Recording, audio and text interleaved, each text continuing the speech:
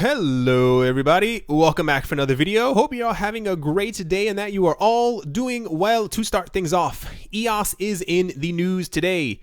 EOS, the blockchain network that has been live for just over a week, is raising eyebrows for its unconventional approach to governance again. In an emergency measure of protection order dated June 22nd, the EOS Core Arbitration Forum, or the ECAF, a body set up to resolve disputes in the community, directed the block producers that maintain the EOS ledger to not process transactions from 27 different wallet addresses. The text reads, "It is hereby ordered that the EOS block producers refuse to process transactions from the following accounts and keys indefinitely until further official notice and instruction from the ECAF." Perhaps most controversially, the ECAF did not explain the reason for the order. The logic and reasoning for this order will be posted at a later date. It is signed Sam Saposnik in the capacity of the ECAF Interim Emergency Arbitrator. CoinDesk, the website that I'm reading from, reached out to Saposnik and the ECAF to confirm the document's authenticity, but did not receive a response before press time. The order has attracted a wave of criticism from within and outside the EOS community, although it also has its defenders. For critics, the order demonstrates that EOS is, in fact, not a decentralized network, but subject to control by something akin to a government. Civil asset forfeiture meets blockchain, wrote one observer, referring to the law enforcement practice of seizing private property based solely on the suspicion that a crime has been committed. Supporters of the move pointed out that the frozen addresses are likely involved in phishing scams that targeted investors during the occasionally chaotic migration from the Ethereum blockchain. EOS launch was funded by the sale of the ERC20 token to the freestanding EOS blockchain. Kyle Samani of Multicoin Capital, a fund that has invested in EOS, told CoinDesk that the 27 accounts were doing spam attacks like the people who impersonated me on Twitter. He said, I'm supportive of scaring the spammers out. Similar attempts at theft were behind the unanimous decision by 21 EOS block producers to lock 7 accounts implicated in the thefts on June 17th, when EOS had only been live for a matter of days. So, where do I go from here? I noticed a lot of people over the last couple of days, I notice this constantly, whenever there is news about, whenever there's negative news about a blockchain or project that people don't like and they're trying to launch some type of smear campaign, this is when they usually go full force to go backwards from everything that we're seeing right now. A couple of days ago, there was something that happened where 7 accounts were frozen on the, on the blockchain, and people were saying, how dare they do this? How dare this happen? This is why reading, and in this case, listening, is fundamental. I'll tell you exactly what I mean in exactly 1 second. What happened is that there were 7 accounts that people said were being hacked. The 7 accounts then contacted the block producers, the 21 entities who are securing and making sure that all the transactions are going through well on the network. They contacted them specifically and said, we think that our 7 accounts, something is wrong with them. Can you please freeze them? They were told by the 7 people who own the accounts that something was wrong. Can you please stop this from happening? And then they thus froze those accounts to make sure that none of their funds were taken out. Same exact thing happened for the 27 accounts that had spam attacks being launched against them. Same exact thing that happened, and they were then allowed to freeze these accounts, typically based on the, the people who own the accounts. If they usually give the okay, or if something is detrimental to the network, this is how this ends up happening. On the same exact chain, not the blockchain, there was also a situation where the EOS blockchain froze. If you have time, and I please hope, and I sure hope that you do, listen to this podcast. It is called ICO Alert. It is by Rob Finch and Zach Gall. They have something on ICO Alert called Everything EOS. Specifically, listen to Everything EOS number 11. They will explain exactly what's been going on. Actually, if you have the time, listen to every single one of them. If you have the time, going backwards so you see exactly the most important events that have been happening. EOS has a fail-safe built into it where a lot of other blockchains, when they are being attacked, because a lot of people are attacking the EOS blockchain because they do not like it, but specifically because it is brand new and they're trying to destroy it as much as they possibly can. EOS has a failsafe inside of it, wherein that if someone is trying to hack it or to destroy it, it has a freezing feature where it will completely stop, and it pretty much comes down to when it notices that something is wrong on the network. This is important because if you've noticed for other, especially it happened on Ethereum, when Ethereum's DAOs have been hacked or other smart contracts have been hacked, this is the reason why we have a lot of hard forks from other coins, because hacks have happened. People have said, no, revert back to where we were before. People said, no, why are you reverting back to where we were before? Let's keep this chain going. Don't try to split this up. And this is why we have blockchain split in half. The failsafe on EOS is that if something detrimental should be happening, where they would have to revert back into the past and have a hard fork on the EOS blockchain, the blockchain will freeze itself instead until the problem has been rectified, if you will. So that covers that. And the entire other thing before, when it comes down to the block producers being able to freeze accounts, should they have this power? On one side, if people know that their accounts are being hacked, and they can directly contact these people to say, my account is being hacked, please stop this from being hacked, freeze my account for however, indeterminate amount of time. That is a yes. Should they have the power to freeze anything on the network? Even the block producers also believe that they should not be able to have this power. Like I said, listen to number 11. One of the block producers is actually on here talking on that day on number 11. And he says that they're actually trying to change a number of things in the EOS constitution that even the block producers don't believe are correct, because these things can be changed, because these are not living applications, but they can be changed over time, especially if there's enough consensus behind it. They believe that they've been given a bit more power than they possibly should have, and they're looking to making sure that they do not have this much power in the future. But I'm sure on every level we can all agree, especially people who have lost their funds in Mt. Gox, on Poloniex, or any other place, if you had the opportunity to message someone who was on the Bitcoin team and said, my Bitcoin are about to be hacked, can you please freeze my account so that no one can take anything out? You would probably want that type of backup, and this is why it is included in the protocol, at least at the moment. But like I said, reading, in this case listening, is very fundamental. I'm kind of sad how often people make sure to crap on other projects because they have not done their own research. I don't say this because I like the sound of my own voice. Do your own research. If you hear something negative about a project, research it for about good 20 minutes. You'll be like, this is why I love the internet. You'll be able to find exactly what you need almost immediately. Make sure to listen to podcasts. I told you guys before, I'm not going to reiterate or say all the, I listen to like 11 different podcasts. Listen to them, learn what's happening in the space, learn, everything that you see is usually not as it seems from the very beginning. I'm not going to spend too much time on this. Like I said, if you have time, listen to ICO Alert, Everything EOS, number 11. I do not know these people. I'm not being paid to push their podcast, but it is quite interesting. When you take an hour out of your day to listen to exactly what's going on, you learn a lot more about where you have your money.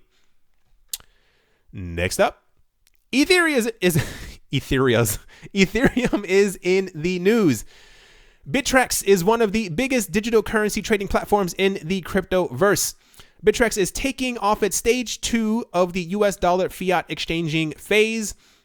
With an end goal to focus on the standard gathering of speculators, Bittrex has extended their administrations to enable them to utilize fiat or US dollar to exchange digital currencies on their platform. Bittrex tweeted, "Today we're adding Ethereum to USD fiat markets in addition to previously announced Bitcoin, Tether, and True USD markets," they said in a recent blog post. On May 30th, Bittrex released an official announcement stating that fiat trading on Bittrex will include Bitcoin, Tether, and True USD, the first steps toward increasing mass adoption of cryptocurrency investing. I am extremely happy that this has happened. I thought it would take them a bit longer to be able to actually list a second coin.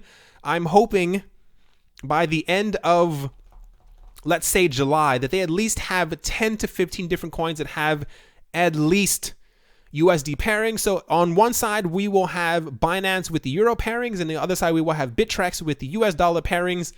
This should, if it doesn't even get the market running, it gives us a good way to get money in and out of the market. And, there have been a lot of times when you want to, a lot of people have been, I'm definitely one of these people who has complained in the past. If you are trying to buy any other altcoin, typically the way that you end up having to do it is you have to go through Coinbase. You have to go to Coinbase, you have to put your money into Coinbase, you have to exchange for Bitcoin or Ethereum or Litecoin, and then you have to transfer that to another exchange and then swap that from outside of Bitcoin back into the other coin that you are trying to get. It takes an extremely long time. I understand that they're just doing Bitcoin and Ethereum right now. I get it. I got it. But please, if you can, send them a message. Tell them your favorite altcoin. I don't care what it is. And tell them to add a US dollar pairing to it. Because this needs to happen post haste. We cannot take much longer with the market being manipulated as it has been. On this same exact note, this is a very Ethereum-based day. Anthony Di Lorio, who currently runs Decentral, which is an innovation hub in Toronto, which focuses on blockchain projects and is the creator of the Jax cryptocurrency wallet, made his money as an early believer in digital currencies after having amassed a fortune by investing in Bitcoin when it was selling for under $8 a coin, and then rolling that profit into co-founding Ethereum. Di Lorio is still looking for bargains in the crypto world. He said, the biggest stake for me is in Qtum and VeChain right now, the two Chinese projects. There's much more opportunity in newer ones if you can identify them, Di Lorio said Thursday in an interview in Toronto. Though Di Lorio got into crypto investing craze when its potential was still generally unrecognized by the majority, both of his picks from China are already well established. Qtum is a project that promises the reliability of Bitcoin's blockchain while offering the flexibility of the Ethereum network's smart contracts. Though their tech is being praised in the industry, company founder Patrick Dai has conceded in the past that their social media presence and marketing hasn't been what it should. Yeah, I barely hear about Qtum at all. It is currently ranked as the 20th biggest digital coin with the market value of $914 million, according to Bloomberg. Di Lorio's other pick, VeChain, focuses on financial services and supply chain management. Its token recently enjoyed a price boost when it was listed on South Korea's biggest cryptocurrency exchange, Qtum, and is now the 17th largest coin. I think the market has probably destroyed this value a tiny bit. I've been hearing a lot specifically about Qtum, VeChain, Neo, Tron, and I can't remember the fifth one. It comes down to Chinese coins. If you've been reading around the last couple of weeks, specifically after China had that blockchain convention TV thing on TV where everyone was seeing it, lasted about 6 hours. There's been a lot of talk about China getting back into the cryptocurrency game, and more specifically, it's the coins that have been growing in size that are from China that people in the West haven't been paying attention to, but people in China have been paying attention to because the theory is, or rather China is, they make sure to control what is in their country and what is not in their country. And the fact that these have been relatively thriving or growing and they are from China, the idea is that when China, because I'm sure they will, gets back into the cryptocurrency space, that they will be focusing on China-based coins, because China-based coins that were made in China will probably, I don't want to say be controlled by China, but they will probably have a heavy hand in the situation. So these are probably some of the, this is not financial advice, best bets going forward when China gets back into the cryptocurrency space. I think they're also not that expensive at all at the moment as well. Like I said, not financial advice. I'm not a financial advisor. It's just something to think about when China is in the news, because these coins are constantly popping up. There's been a lot of hype around Tron specifically because of their activity in China as of late. Next up, we're back in the U.S.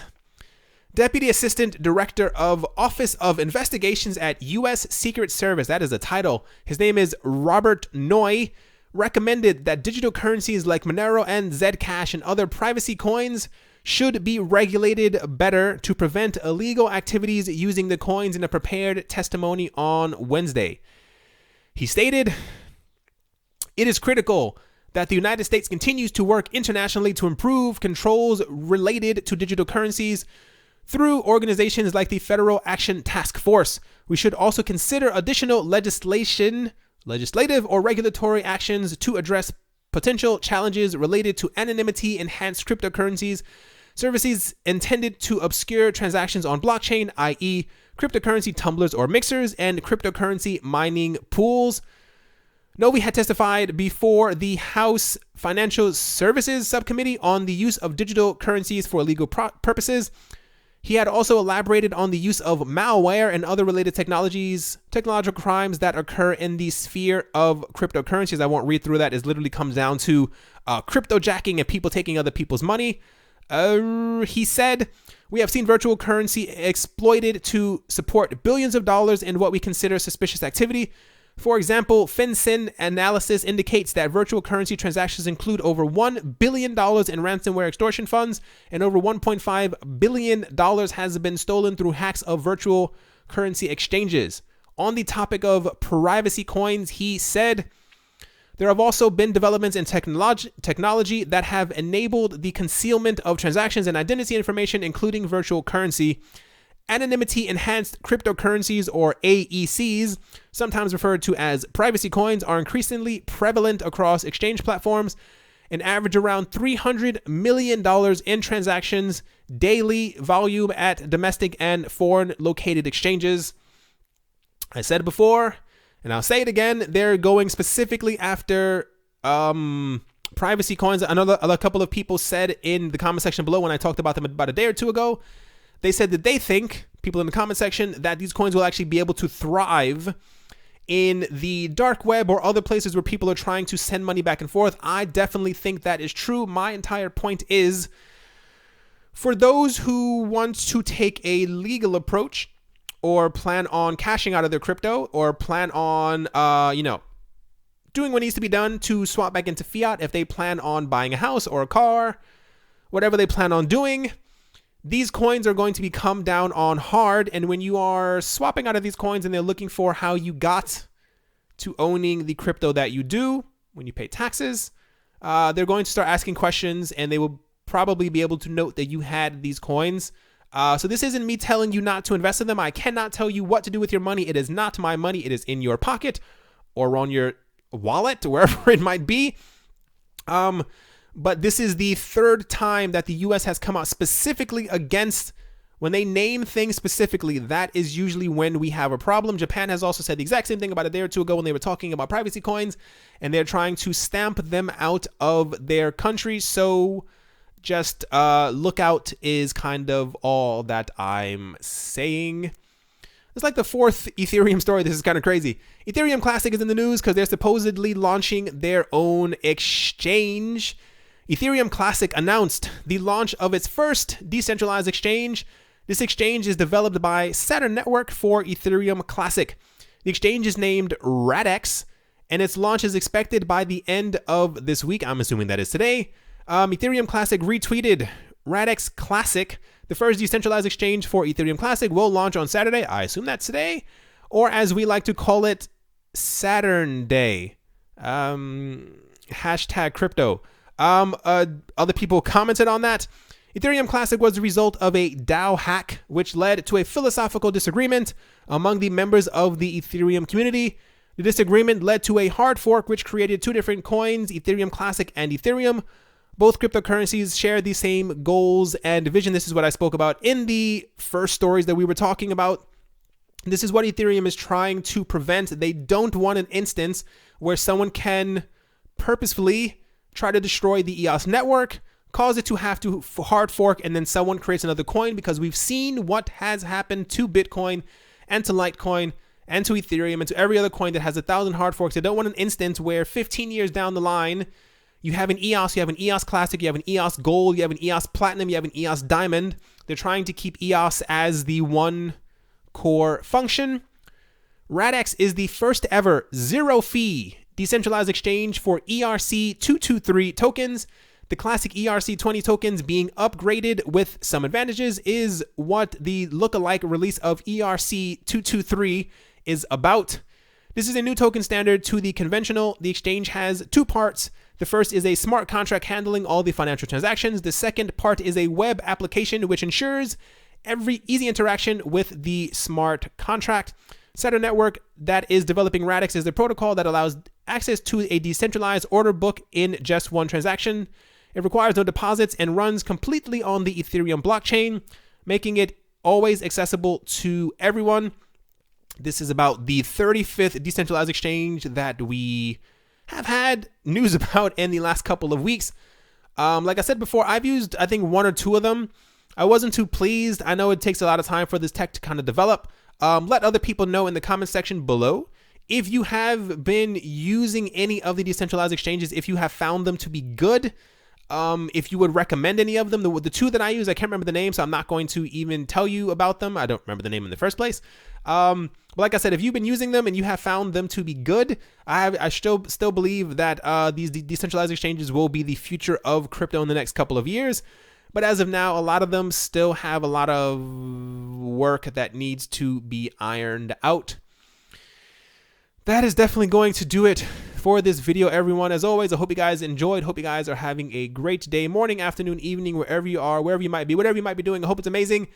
Thank you once again for all the support. Always make sure to read or listen to figure out what you have your money in. Don't let anyone dictate, not even me, anything I say. Always make sure you back up what I say. Go out there and read, increase your brain capacity, learn a bit more, especially if it comes down to you having money into something that could potentially become six figures in the next year or couple of years. Thank you once again for all the support, guys and gals, and I will talk to you all soon. See you.